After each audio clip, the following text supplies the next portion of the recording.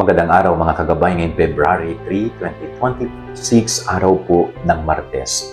Ako po si Father Marvin at ang ating ebanghelyo hango sa ebanghelyo ni San Marcos chapter 5 verse 21 to 40 to 43. No?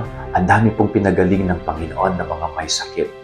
At nakaka-inspire po yung isang babae na pilit niyang nilapitan ng Panginoon at siya'y naniniwalang mahipo lamang niyang laylayan ng kanyang damit at siya'y gagaling. At ginawa po ng babae yon, talagang sinikap niyang mapalapit sa Panginoon at mahawakan lang ang kanyang laylayan, siya po ay gumaling. Tayo rin po ay nangangailangan din ng kagalingan sa ating buhay. Hindi man po physical na sakit, kundi spiritual, emotional, psychological na sakit natin.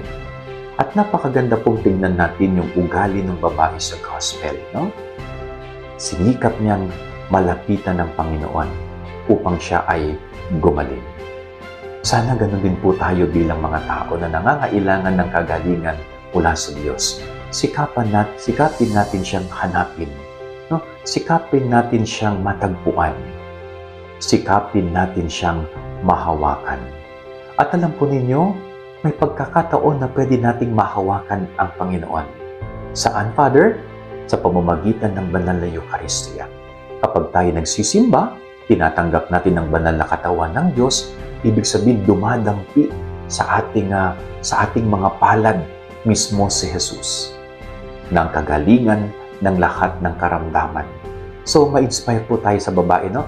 Mag-exert tayo ng effort na hanapin siya, puntahan siya, at mahahawakan ang ating Panginoon.